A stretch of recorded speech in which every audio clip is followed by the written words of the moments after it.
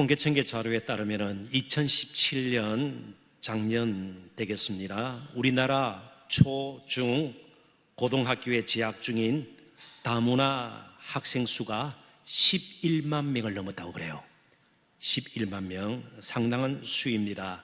제가 어릴 때만 하더라도 조금은 죄송한 표현이지만 혼혈아, 그죠? 혼혈아는 눈에 띄었고요. 또 혼혈아에 대해서 열린 마음들을 가지고 있지 않아서 온갖 비하하는 말들이 그때 떠돌아다녔던 것도 제가 기억이 납니다. 10년 전에는 10,000명이 채 못 되었습니다. 10년 사이에 10배 이상으로 늘어난 것이죠. 우리나라도 조금씩 다문화 사회로 탈바꿈하고 있음을 보여주는 통계입니다. 그런데 하나님의 나라에는 국경도 그리고 인종의 구별도 없습니다. 근데 선교는 이러한 하나님의 나라가 확장되는 일에 동참하는 것입니다. 특별히 오늘 본문이 포함되어 있는 로마서 14장 1절부터 15장 마지막 절까지는 16장에서 마지막 사도 바울이 이름을 들어가면서 인사말을 하기 전에 중요한 내용을 담고 있습니다. 무슨 내용인가 하면 로마 교회 안에서도 갈등이 있었다는 것입니다. 특별히 유대인 신자와 이방인 신자 사이에 끊임없는 갈등이 있었고 다툼이 있었고 한마음이 되지 못해서 굉장한 어려움을 겪고 있었다는 것입니다. 그런데 오늘 놀랍게도 본문이 포함되어 있는 9절부터 12절을 보면 그러한 갈등을 해소하는 가장 독특한 최상의 방법으로 사도 바울이 권면을 하고 있다는 겁니다. 9절부터 12절 우리 같이 한번 읽어볼까요? 조금 깁니다만은 우리 천천히 같이 한번 읽어보도록 하십시다. 이방인들도 그 긍휼하심으로 말미암아 하나님께 영광을 돌리게 하려 하심이라. 기록된 바 그러므로 내가 열방 중에서 주께 감사하고 주의 이름을 찬송하리로다 함과 같으니라. 또 이르되 열방들아 주의 백성과 함께 즐거워하라 하였으며 또 모든 열방들아 주를 찬양하며 모든 백성들아 그를 찬송하라 하였으며 또 이사야가 이르되 이새의 뿔이 곧 열방을 다스리기 위하여 일어나시는 이가 있으리니 열방이 그에게 소망을 두리라 하였느니라. 아멘. 9절, 10절, 11절, 12절 넉질의 말씀을 자세히 보면 네 군데의 구약 성경을 구구절절 인용한 것을 알 수 있습니다. 시편 18편 49절, 신명기 32장 43절, 시편 117편 1절, 이사야 11장 10절.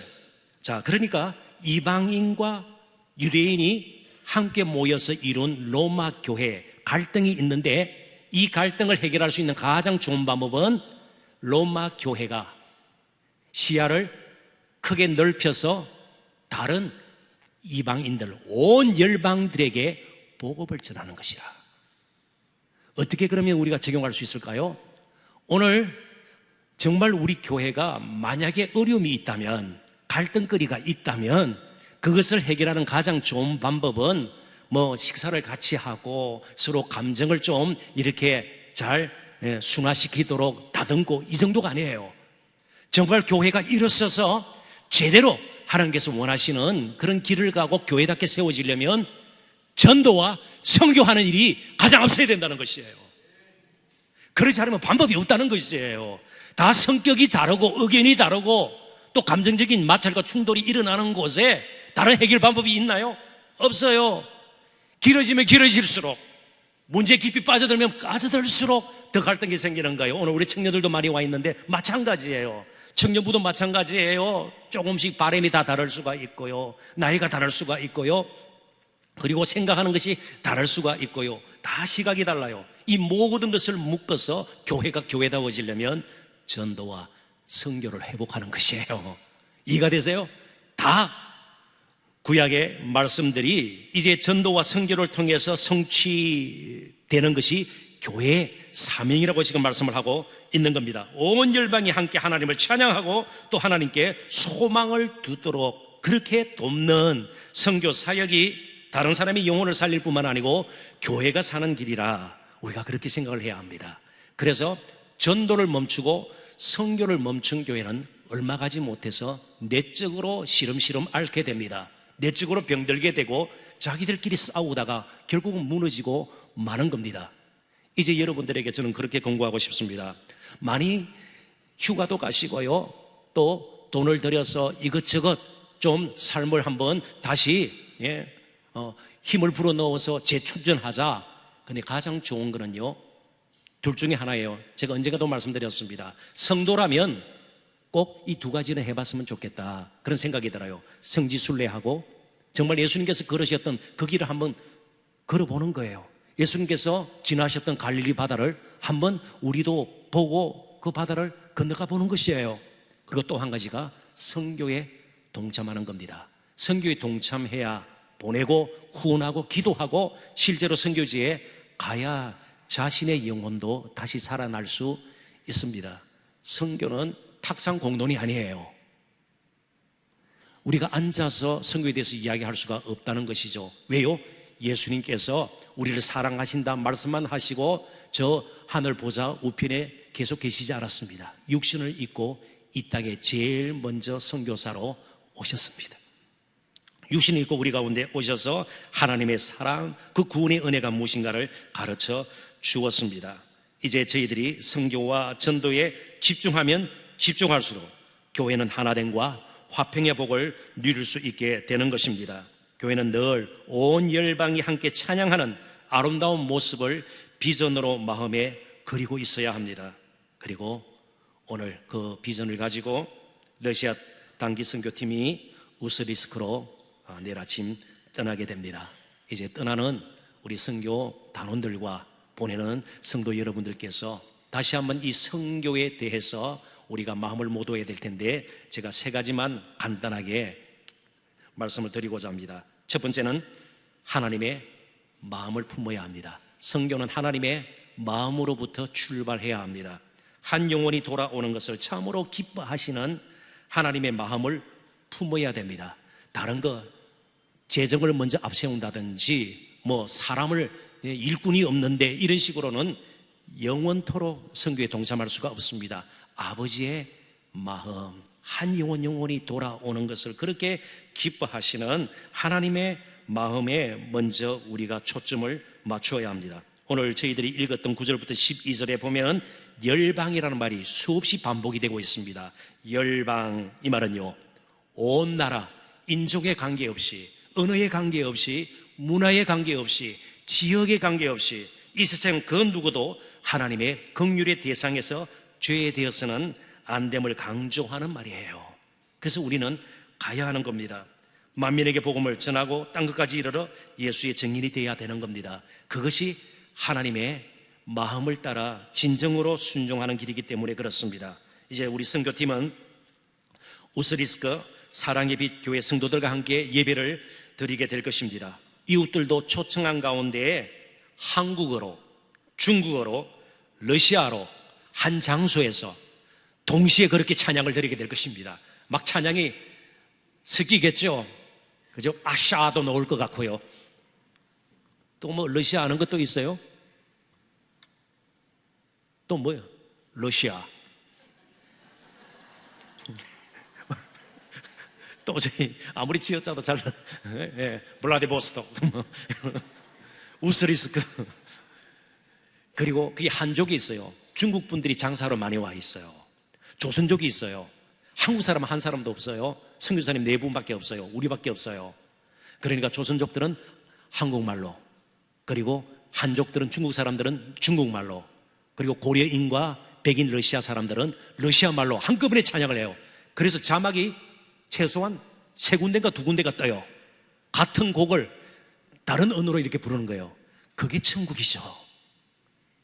그런 찬양을 하나님께서 얼마나 기뻐하시겠어요? 거기에 무슨 기교가 들어가야 되나요? 무슨 음정 박자가 맞아야 되나요? 꼭 화음이 들어가야 되나요? 아니요, 온 열방이 하나님을 찬양하는 그 가운데 하나님께서 보좌를 빼보시고 영광 거두시지 않겠습니까? 그래서 오늘 한 가지 굳이 적용을 한다면, 우리도 예배 중에 하나님께서는 열방 중에 찬양과 경배를 받으신다는 확신을 가지고 옆에 다른 인종의 성도가 없다 할지라도 나도 열방이 찬양하는 가운데 동참하고 있다. 그런 생각을 가지고 우리가 예배에 임했으면 좋겠습니다. 두 번째는 예수님의 통치를 받아야 합니다. 본문 12절을 제가 다시 한번 읽어보겠습니다. 또 이사야가 이르되 이새의 뿔이 곧 열방을 다스리기 위하여 일어나시는 이가 있으니 열방이 그에게 소망을 두리라 하였느니라. 예수 그리스도가 온 인류의 소망이에요. 예수님만큼 진정한 소망이 없습니다. 딴 데에 소망을 두었다간 얼마 가지 못해서 절망에 이르게 되는 겁니다. 예수님만이 영원토록 우리의 소망이 되는 것입니다. 그래서 이제 성교를 떠나는 우리 자신이 먼저 예수님의 통치를 받고 예수님을 소망 삼을 수 있어야 합니다. 이번에도 청년들이 한 10여 명 가고 말이죠. 중학생도 3명 갑니다. 그런데 모두가 자비로 가요. 청년들도 다 자비로 갑니다. 그 돈으로 유럽 여행, 배낭여행도 다녀올 수 있어요. 그럼에도 불구하고 가는 이유가 무엇입니까? 예수님께서 그렇게 마음을 다스리기 때문에 그래요. 예수님의 통치를 받기 때문에 그렇습니다. 내가 내 인생의 주인이 되면 굳은 일은 다 싫어해요. 저도 마찬가지입니다. 가능한 한 편안한 일 하려고 그러죠. 손해보지 않는 일 하려고 그러죠. 사람들이 알아주는 일 하려고 그러죠. 왜? 미치지 않은 이상 다른 사람이 싫어하는 일을 하고요. 때로는 내게 불편한 일을 골라서 해야 되고요. 그리고 손해보는 일을 해야 됩니까? 그러나 예수님이 우리를 다스리면 이제 자연스럽게 그런 일들이 이어지게 되는 겁니다. 예수님이 우리를 다스려야 교회도 교회다워지고 또 가정도 가정다워지고 또 진정한 선교가 이루어질 수 있습니다. 그래서 이 시간 한 가지 또 굳이 우리가 로마 교회 상황을 비추어서 우리가 적용을 한다면 우리 스스로 모든 것을 온전하게 결정할 수 있다는 생각을 이 시간부터 버려야 합니다. 늘 예수님이 우리를 다스려 주셔야 온전한 뜻을 우리가 발견하게 되고 그럴 때에 하나님께서 기뻐하시는 열매들을 맺게 된다는 겁니다. 그러니까 너무 자신의 계산이나 자신의 머리 의지해서는 안 돼요. 우리가 100번, 1000번 모여도 예수님이 노 하시면 그 일은 결코 이루어질 수가 없는 겁니다.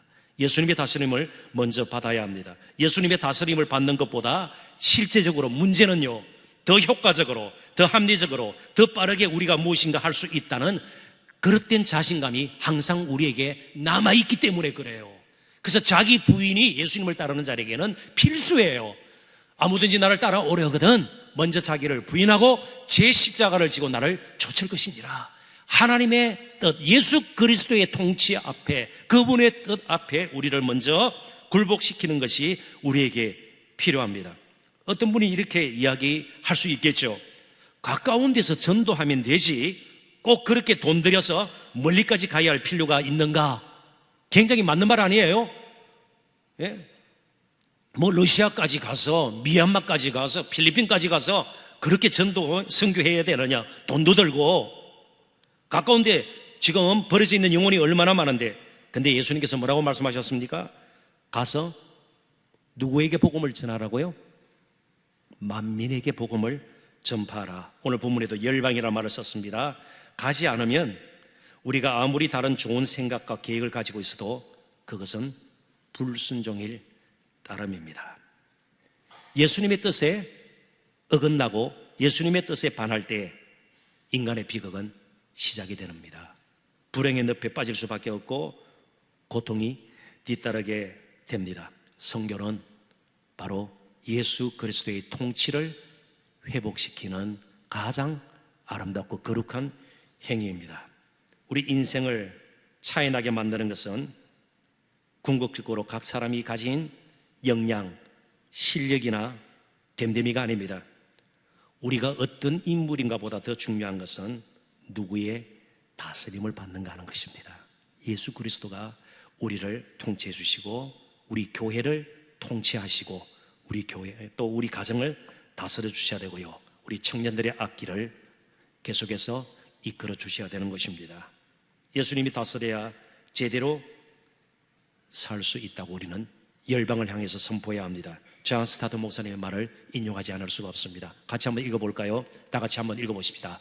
교회의 연약함도 현재나 미래의 박해도 우리를 침묵하게 할 수 없다.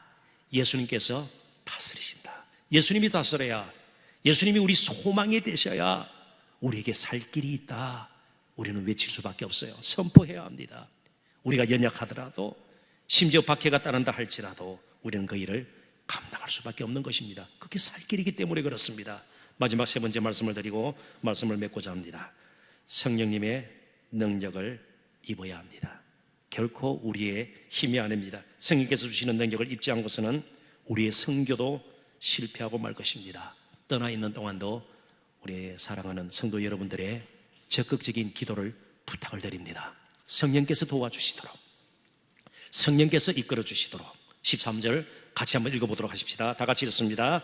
소망의 하나님이 모든 기쁨과 평강을 믿음 안에서 너희에게 충만하게 하사 성령의 능력으로 소망이 넘치게 하시기를 원하노라. 아멘. 성령께서 우리로 하여금 하나님을 소망 삼고 살도록 힘을 주십니다. 성령께서 우리에게 산 소망을 갖게 하십니다. 살아있는 소망이기 때문에 헛된 꿈을 이제는 버리게 만드시는 분이 성령 하나님이십니다. 우리를 거듭나게 하시는 분이 성령 하나님이십니다. 그리고 거듭난 사람에게 산 소망을 주고 비전을 심어주고, 그리고 이 가장 벅차고 아름다운 전도와 선교의 능력을 주시는 분도 성령 하나님이십니다. 환난 가운데서도 견디게 믿음을 지키게 하시는 분이 성령 하나님이십니다. 러시아로 가게 하는 힘이 성령님으로부터 옵니다. 계속해서 떠나는 팀원들도 이제 남으셔서 보내시고 기도해 주실 성도 여러분들께서도 계속해서 성령님을 의지하고 성령님의 도우심을 있기를 원합니다. 사도행전 1장 8절 읽고 말씀을 맺도록 하십시다. 오직 성령이 너희에게 임하시면 너희가 권능을 받고 예루살렘과 온 유다와 사마리아와 땅끝까지 이르러 내 증인이 되리라 하시니라. 아멘. 절대로 오해해서는 안 됩니다. 예루살렘 사역이 끝나면 그 다음 유대로 가고, 유대가 끝나면 사마리아로 가고, 사마리아가 끝나면 땅끝까지 가리라가 아니에요. 동시에요. 그래서 여기 와 헬라어 단어가 카이로 되어 있는데 동시적 카이라는 표현을 쓰게 됩니다. 동시에 이루어지는 거예요. 예루살렘에서, 유대에서, 사마리아에서 땅끝까지. 왜요? 성령께서 어디서나 일하실 수 있고 힘을 주실 수 있기 때문에 그렇습니다.